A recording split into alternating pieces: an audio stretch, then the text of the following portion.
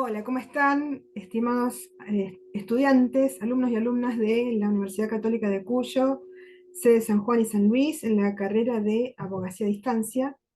Estamos nuevamente con un módulo de la materia Razonamiento Jurídico Aplicado, es el módulo 5, ya casi para terminar el programa, así que los aliento fuertemente a que sigamos adelante.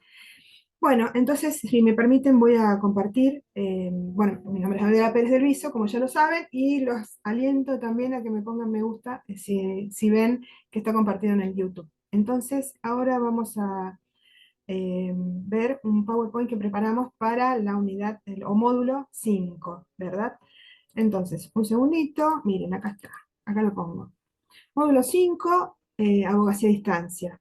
Este módulo está dedicado a estos temas.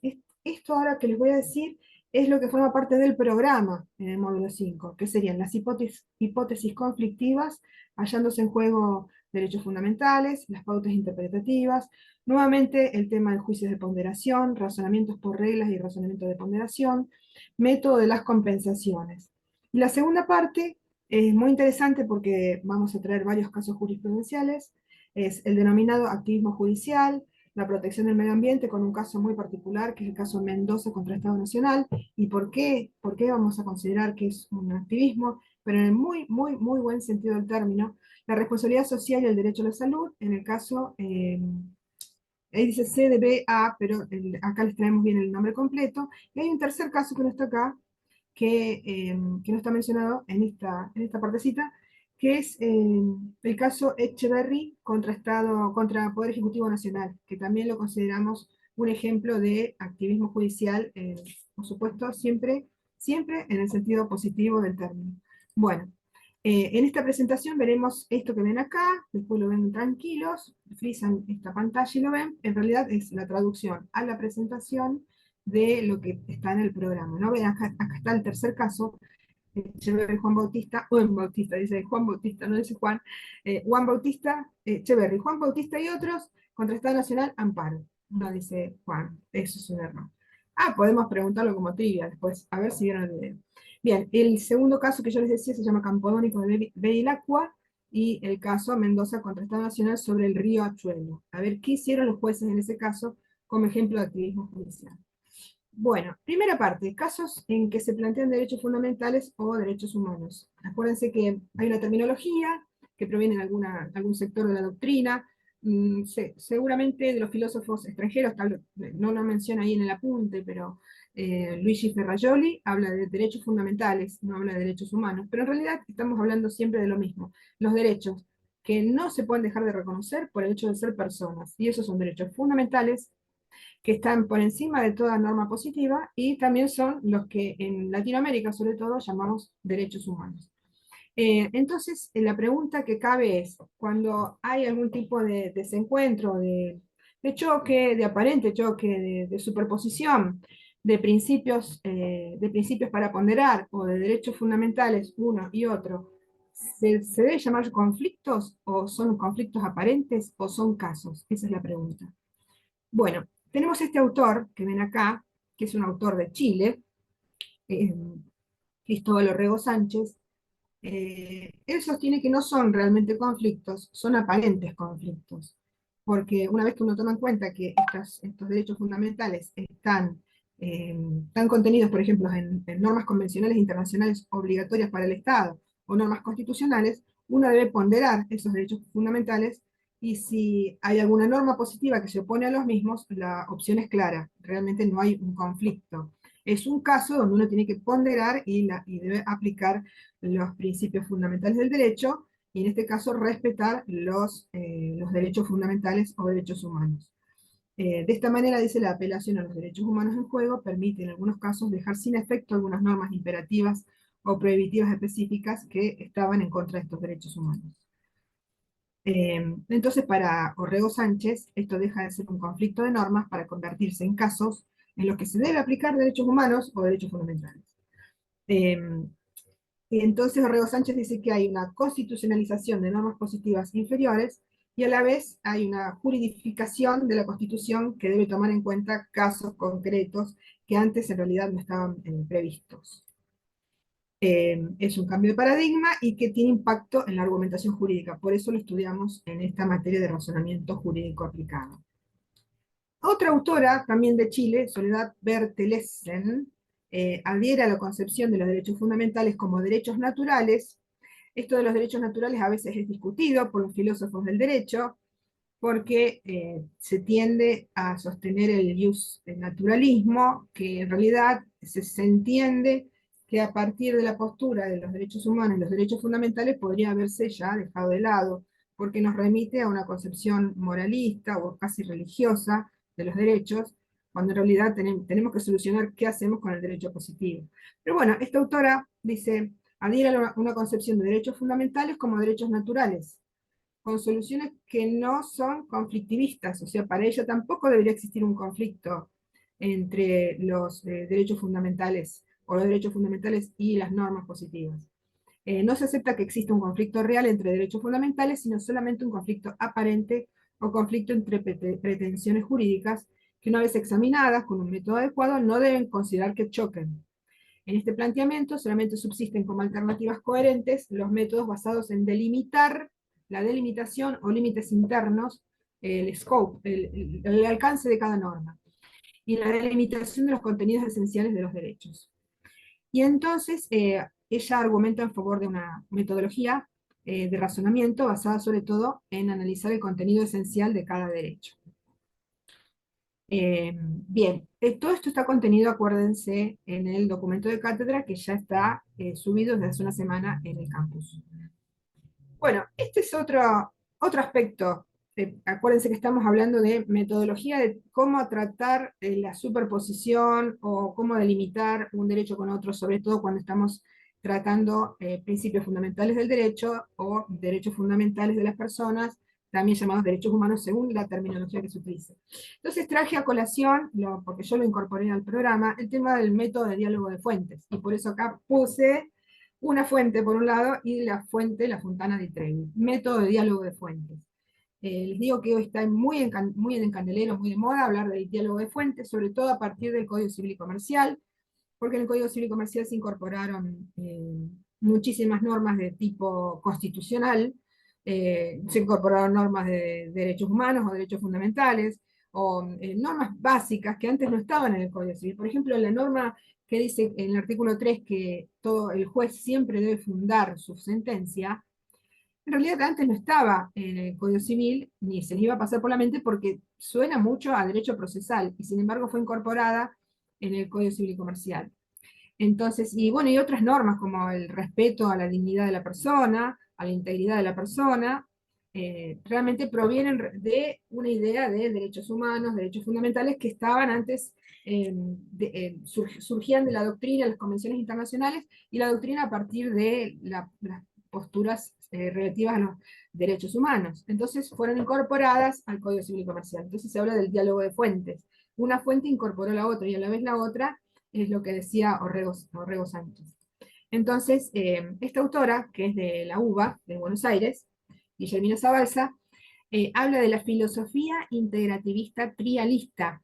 Trialista era una vieja teoría que nos enseñaban en la facultad, ya por los años 82 y 83, que provenía de Goldschmidt, que decía que el derecho no es solamente norma positiva, sino que es norma, son tres aspectos que tomaba en cuenta: norma, más valores, más conducta. Observar la conducta, que serían los hechos, ver qué valores se van a tomar en cuenta. Ahí, por ejemplo, entraría los derechos fundamentales, los principios fundamentales del derecho. Entonces, norma, y eso larga la norma positiva. Y a la vez, la norma positiva nuevamente debe ser integrada, influida por los hechos, y es como si fuera un círculo. Esa es la postura trialista, y entonces esta autora, Guillermina Zabalza, sostiene esta filosofía integrativista trialista. Dice que el derecho es muy complejo, que no es así, porque si no, ¿qué tenemos? Tenemos gente que piensa, abogados más viejos, que piensan que el derecho es norma positiva, y cuando te derogaron la norma positiva, te derogaron ese derecho, cuando en realidad el derecho es mucho más, como decimos, es norma, más conducta, más valores en juego. Entonces, para Guillermina Zabalza, no se puede dividir las ramas del derecho tan tajantemente. Esta distinción o división en ramas del derecho produce una sensación de seguridad. Ah, yo estudio derecho comercial, que para colmo ahora ya no es derecho comercial, es derecho comercial y civil integrados de manera de derecho privado. Así que ya esas dos ramas fueron integradas. Entonces dicen, ah, yo estudio derecho privado, o yo estudio derecho laboral, o yo estudio derecho penal. Y resulta que después tenés normas de derecho laboral que influyen o son influidas por el derecho penal, tenés normas de derecho laboral que son influidas por el Código Civil y Comercial, el Código Civil y Comercial debe contemplar qué pasa también con el derecho laboral, y así se integran unas con otras. Entonces, la distinción o división en ramas del derecho, si bien produce una sensación de seguridad, lo que también causa es una mutilación, dice Zabalza, de la riqueza de comprensión que podemos obtener mediante el paradigma de la complejidad pura. Es complejo, es lo que quiere decir. Entonces hay que alcanzar una interrelación entre los diferentes saberes del mundo jurídico. Esto lo dice Guillermina Zabalza en un artículo que se llama El diálogo de fuentes. Creo que también lo he puesto en el campus, porque está a disposición, está libre. Eh, Esta autora postula una posición más favorable al diálogo de fuentes, el diálogo que se desarrolla a través del constructivismo. El constructivismo, saben que es una postura muy interesante que es transversal. Yo, por ejemplo, estudié 5 años el profesorado y, bueno, me recibí, no sé si lo he dicho varias veces. La cuestión es que el constructivismo es una idea que surge mucho en la educación. La idea de que cuando uno educa, por ejemplo, yo en este momento es más lo que aprendo con ustedes que lo que yo sé. No es que yo sé algo, sino que yo me pongo a estudiar, lo construyo con ustedes me tienen que hacer preguntas o inquietudes, yo tengo que tratar de investigar qué es lo que ustedes me dijeron y dar una respuesta, y así lo vamos moldeando. Esa idea del constructivismo es mucho más democrática y mucho más acorde a lo que es la realidad, ¿no es cierto? Entonces, esa idea del constructivismo también se puede traducir al derecho. El derecho se puede construir, sobre todo si tenemos una idea trialista de que no es solamente norma positiva.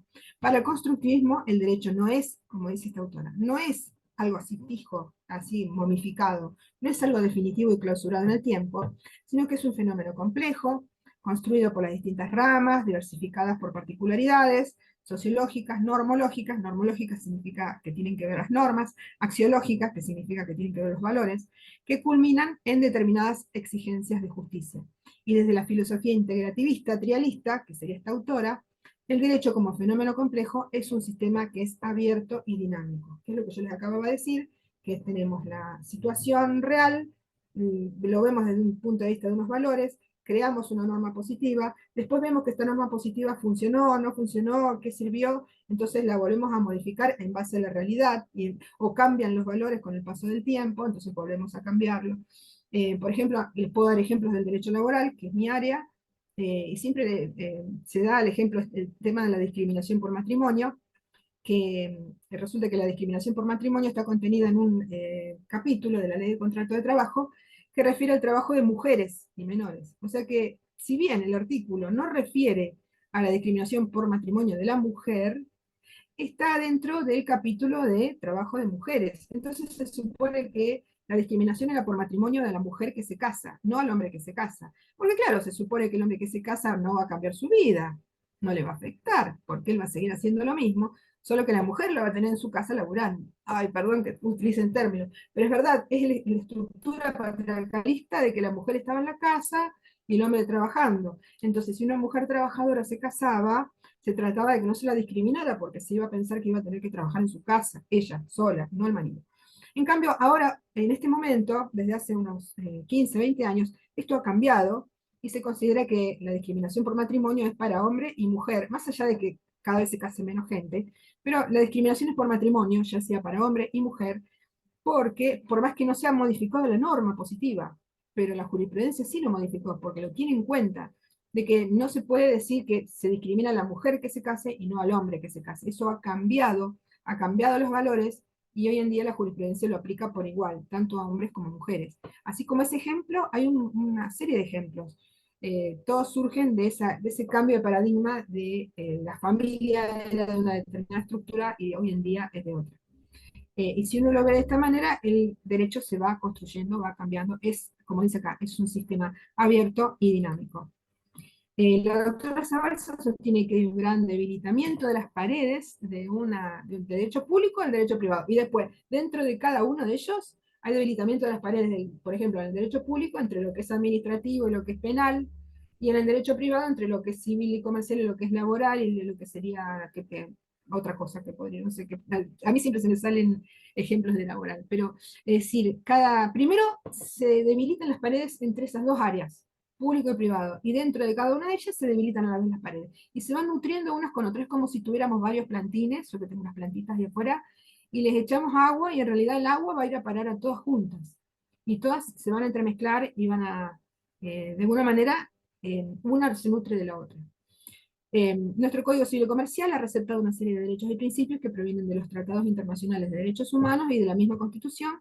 Por eso, para el derecho privado es vital observar este diálogo de fuentes. Acuérdense de esa muletilla, diálogo de fuentes, porque es muy útil. Bien, sigamos. En suma, el diálogo de fuentes, que propone el Código Civil y Comercial nos interpela a pensar y reflexionar el funcionamiento del derecho y de sus fuentes, así como los diversos criterios de decisión que se pueden tomar en torno al régimen de capacidad de las personas, los derechos personalísimos, cuestiones intrafamiliares y patrimoniales, contemplándose las posibles relaciones dialécticas, es decir, un ida y vuelta, dialécticas de complementariedad que se desprenden del sistema. Ahora pasamos a los juicios de ponderación. Ya hemos hablado varias veces de esto, sobre todo porque hemos hablado de Alexi y de esos distintos filósofos que, con sus posturas, ¿no? Acerca de la argumentación jurídica, del razonamiento jurídico. Miren acá el dibujito que les puse para ponderar entre una cosa y otra, entre una persona y tres personas. Bien, ¿qué decimos? La protección de los derechos fundamentales requiere la ponderación de principios constitucionales. Esto ya lo hemos visto con el tema de Alexi.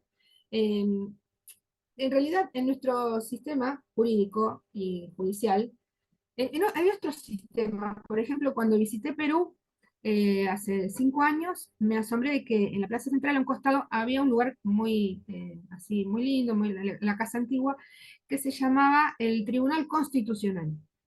Y el Tribunal Constitucional era como una especie de Corte Suprema, pero era un Tribunal Constitucional solo dedicado a analizar la constitucionalidad de las decisiones que se tomaran en primera y segunda instancia. En nuestro país, la Corte Suprema analiza la constitucionalidad de las causas, pero primero que hay una cosa que se llama el certiorari, que es que a veces se llega con los recursos extraordinarios hasta allí, hasta la Corte Suprema, y la Corte Suprema los baja de un ondazo con el certiorari, que es poco menos que dice, y para colmo no con no en una resolución de un caso, sino que agarra, como por ejemplo, 80 casos y los considera que todos no da como para el recurso extraordinario, y dice, bueno, se rechaza debido a que se ha analizado que no cumple con las características que se requieren para un recurso extraordinario. Esa misma resolución para todos. Y ese es el sistema de certiorari que en este momento está admitido, ¿no? Bueno, pero entonces la Corte Suprema analiza la constitucionalidad y la convencionalidad de las decisiones y ahí realiza juicios de ponderación. Pero no solo, en Argentina no es como eso que les acabo de decir, que hay un tribunal constitucional dedicado a eso, sino que todos los jueces, desde primera y segunda instancia, después en los superiores tribunales de las provincias y después la Corte Suprema, todos los jueces deben analizar la constitucionalidad de lo que están decidiendo, de la norma con la que están trabajando, incluso tienen facultades, según la gravedad de la situación, a declarar de oficio la inconstitucionalidad de una determinada norma. Hay un control de constitucionalidad en Argentina que se llama difuso, control difuso. Eh, Control de constitucionalidad y convencionalidad. Y entonces, en ese acto, cuando realizan eso, ahí es cuando realizan un juicio de ponderación, los jueces. Entonces es ahí donde, ahí lo dice, donde la ponderación de principios juega un papel fundamental como instrumento de tutela de los derechos fundamentales. Les recuerdo entonces acá la postura de Lexi, que hablaba de la ponderación. Se habla entonces en la argumentación jurídica o la teoría de la argumentación jurídica. Robert Alexi lo que pretende es abordar los mismos problemas que habían ocupado los autores de metodología jurídica antes, cuando eran, ¿se acuerda?, el sistema más ortodoxo, más acartonado, más dogmático que hubo hasta la primera mitad del siglo XX. que se inició con Savigny, que ya hemos explicado en otra unidad. Y entonces, antes se hablaba de la metodología jurídica, hoy se habla de la argumentación y la teoría de la argumentación jurídica, es más amplio, más participativo, más trialista, más constructivista. O sea, aclarar los procesos de interpretación y aplicación del derecho y ofrecer una guía y una fundamentación al trabajo de los investigadores del derecho. Esto es la postura de Robert Alexi en teoría de la argumentación jurídica. Bien, entonces, acuérdense que estamos en el tema, a ver, vamos a buscar el tema es juicios de ponderación. Bien, a través de la ponderación, generalmente se busca dar tutela real y efectiva a derechos fundamentales, se requiere de una actividad de ponderación entre principios constitucionales para determinar cuál debe prevalecer. La ponderación suena a estoy pesando cosas. La ponderación es la forma en que se aplican los principios, entendiendo como tal a las operaciones que se deben seguir cuando dos principios aplicables en un caso concreto entran en conflicto y debe llegar a definirse cuál es el principio que debe prevalecer sobre el otro. Acá entra otro autor que hemos hablado ya, que es Ronald Dworkin, que dice, se estima que estos principios jurídicos, al igual que las normas, son fuentes de derecho, entendidos, tal como dice Dworkin, como un estándar que ha de observarse no porque favorezca o asegure una situación económica, político-social deseable, sino porque es una exigencia de justicia, de equidad o de alguna otra dimensión de la moralidad. Esto es, son concebidos como normas con contenido axiológico de justicia, equidad o moralidad, de tal suerte que constituyen alguna de las vías para introducir la moral en el derecho. Esta es la posición de Dworkin, que hablaba de el tema ético o moral. Entonces, recordemos, hagamos recuerdo. Eh, el anterior autor, que sería Robert Alexi, habla de los juicios de ponderación. Es como más abstracto, más sin contenido. Y el Dworkin nos habla de que eso, en los juicios de ponderación, lo tenemos que hacer teniendo en cuenta la moralidad íncita en cada uno de los principios fundamentales del juego. Bueno, sigamos. Entonces, en palabras de, volvemos a Robert Alexi. Acá les puse la fotito de Alexi. Los principios fundamentales del derecho son mandatos de optimización. En cambio, las reglas, que serían las normas positivas, tienen carácter de mandato definitivo, ya como traducidos en normas positivas. Los mandatos de optimización, que son los principios generales del derecho, son normas que ordenan que algo sea realizado de la mejor manera posible, de acuerdo a las posibilidades jurídicas y fácticas, la más justa manera posible. En cambio, en las reglas que están ya puestas como normas positivas no tienen tanta flexibilidad. En realidad tienen que ser optimizadas a través de los principios generales del derecho. Bueno, eh, dentro de la ponderación está un subtema que es las antinomias. Por eso puse esas dos normas que están peleando una con la otra. Entonces, Ronald Dworkin, entonces hablábamos de Alexi y ahora Ronald Dworkin, nuevamente. Acuérdense que Ronald Dworkin, vuelvo a decirlo, es el que habla de la ponderación, pero teniendo en cuenta eh, condiciones morales, éticas, principios generales de carácter moral y la mejor justicia posible. O sea, introduce una cuestión casi de un naturalista, pero no lo llama así, condiciones morales, éticas. Entonces, Ronald Dworkin precisa que los principios poseen una dimensión de peso o de importancia de los que carecen las meras reglas, normas positivas. Eso no descubre América con eso, ya lo dijo antes el otro autor. Ahora, supongamos que nos encontramos ante una contradicción entre dos principios. Por ejemplo, se suele dar la contradicción entre el derecho a la libertad de expresión, con la libertad de prensa, y el derecho a la intimidad. Ese es el clásico caso de colisión entre principios fundamentales. Entonces dice, esta aparente contradicción se tiene que resolver dando preferencia a uno de ellos, aun cuando son válidos. Es tan importante, es importante el derecho a la libre expresión y es importante el derecho a la intimidad y a la privacidad. Entonces hay que ver en el caso concreto a cuál de los dos le vamos a dar preeminencia. Esa colisión entre dos principios fundamentales se denomina antinomia. Es como antinomia. Nomia significa norma, viene de norma. Es como que hay dos normas que están una anti la otra, una en contra de la otra. Bien. Una antinomia puede ser definida como la contradicción entre normas de un mismo sistema jurídico que establecen consecuencias que son incompatibles o contradictorias a un mismo presupuesto fáctico o situación de hecho. En el caso que les di, por ejemplo, podría tratarse de, que se ha dado un montón de veces, de publicaciones, antes eran revistas, hoy en día es en internet, en una página de internet, de la vida privada de una persona, y esa persona no quiere que se sepa su vida privada. Entonces, por un lado está el derecho a la libre expresión y por otro lado está la vida privada de la persona. Hace no sé tanto, hubo un caso que resolvió la Corte Suprema en materia de una señora, una actriz, me parece que era una artista, que había unas viejas fotos de ella, eh, qué sé yo, en ciertas situaciones que ella no quería mostrar, y, eh, y Google las seguía mostrando. Y además pasaba que se ponía el nombre de ella, se asociaba inmediatamente con pornografía o algo así. Entonces ese tema se llevó a la justicia porque era un buscador de Google y Google decía que, ella que la empresa no tiene la culpa de que a qué asocia qué, por qué asocia a determinadas fotos o por qué asocia a determinados temas a la persona. Bueno, ese tipo de discusiones es donde se pone en juego un derecho fundamental con otro derecho fundamental.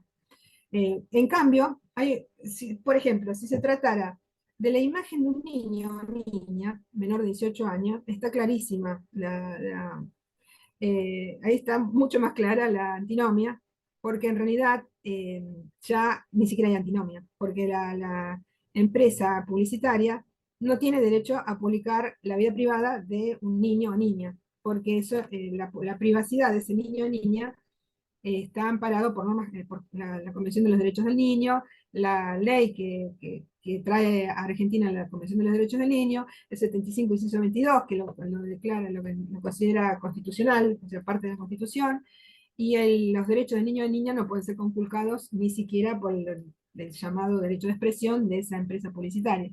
Ahí ni siquiera habría una antinomia, fíjense. Pero si ya es mayor de edad, ahí entramos a jugar. ¿Qué pasa con mi privacidad y qué pasa con mi derecho de expresión? Entonces, las antinomias de las que se ocupa la ponderación de principios son sobre todo las constitucionales y convencionales. Cuando está en juego un derecho convencional, convencional significa que proviene de las convenciones internacionales, que hoy en día hay por lo menos 11 convenciones internacionales que están en el artículo 75, inciso 22 de nuestra Constitución Nacional y forman parte de la Constitución. Pero después hay otras convenciones que han sido incorporadas al plexo constitucional, tales como la Convención de los Derechos de la Persona con Discapacidad, que ha sido incorporada con una ley 27044 que la considera parte de nuestra Constitución. Y últimamente, el año pasado, no sé si el año pasado o principios de este año, se declaró que formaba parte del plexo constitucional la Convención de los Derechos de las Personas Mayores, las personas de mayor edad. Entonces, todas esas convenciones internacionales forman parte de nuestra Constitución, es como un combo. Y generalmente en esas altas esferas de lo que es el derecho, se producen las antinomias. Porque claro, si la antinomia fuera entre una convención internacional o una norma constitucional y una norma positiva, y menos aún una norma positiva provincial, no hay antinomia posible porque entonces la norma superior mata a la norma inferior, digamos. La norma superior prevalece por encima de la norma inferior. O si fuera una norma posterior respecto de una norma anterior, también la norma posterior prevalece sobre la anterior. Esas son normas, son reglas básicas de interpretación e integración de normas. Pero las antinomias se dan sobre todo cuando colisionan a las altas esferas. Colisionan, en un caso concreto, una parte dice, pero me asiste este derecho constitucional, y la otra dice, pero me asiste este otro derecho constitucional. Entonces, colisionan en dos supuestos derechos constitucionales o dos supuestos derechos convencionales. Las antinomias de las que se ocupa la ponderación de principios son las constitucionales, o las antinomias entre reglas positivas inferiores, pueden resolverse con base, como dice acá, en la jerarquía normativa o con postulados tradicionales como ley posterior deroga la anterior, o la ley especial prevalece sobre la general. Bien, ¿sí? Y entonces ya no se produce una antinomia. Bien, podemos afirmar que la ponderación es una forma de aplicar principios jurídicos o bien para preferir un derecho fundamental por encima del otro. Se busca darles plena eficacia a los derechos fundamentales en caso de que uno entre en conflicto con el otro, de tal suerte que la esencia de la ponderación de principios parte de la premisa de que exista tensión o conflicto entre principios o derechos fundamentales que surge cuando, en un caso concreto, existen disposiciones jurídicas incompatibles entre sí. En un caso, tiene que ser un caso concreto, no en forma así ideal, las cuales pueden ser propuestas para solucionar la controversia. Terminando me parece, con este tema, de conformidad con la tesis de Hart y Dworkin, Hart lo hemos analizado en otras unidades. Dworkin lo estamos tratando ya en esta unidad nuevamente. Existen casos fáciles y casos difíciles. Eso lo dijimos el primer día. Un caso es fácil cuando encontramos su solución por mero uso de un silogismo. Tenemos la norma, los hechos, aplico la norma y encuentro la solución. Sería un caso fácil. Casi ninguno es caso fácil. En caso difícil es cuando, contrario a los casos fáciles, no se puede subsumir claramente en una norma jurídica o cuando hay una colisión, un antinomio. Explicado lo anterior, se obtiene que la ponderación es la forma de resolver conflictos entre principios o derechos fundamentales que conducen a exigencia de proporcionalidad que implica establecer un orden de preferencia relativo al caso concreto. Tenemos que decir qué principio fundamental prevalece sobre el otro. En realidad, si lo piensan, es pura lógica esto. Pero bueno, después en el caso en concreto se arman muchas peleas a nivel judicial para decidir cuál es el que prevalece.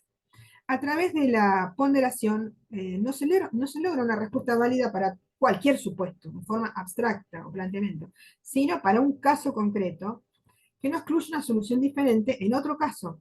Esto es, se trata de una jerarquía móvil que no nos guía a la declaración de invalidez de uno de los principios en conflicto. Bien, dentro del tema, estoy mirando la hora acá, dentro del tema de la ponderación, como último pedacito, para este video es el método de las compensaciones, que es uno de los temas que están ahí. En este aspecto, hay que decir que el derecho no es una ciencia exacta, no es todo matemático. La ponderación de principios nos va a llevar a que, a lo mejor, si afectamos mucho a un principio, digamos, bueno, ¿con qué lo compenso? Entonces, el principio de proporcionalidad busca que la medida no solo tenga un fundamento legal, sino que sea aplicada de tal manera que los intereses jurídicos de otros grupos o personas no se vean afectados o que suceda al grado mínimo. Entonces, las desventajas que pueden acarrear la aplicación de un principio ponderado se compensan con las ventajas morales o éticas, o a lo mejor con las ventajas prácticas, o a lo mejor le tengo que incluir una compensación para una de las partes en juego que ha resultado afectada por la aplicación de este principio general.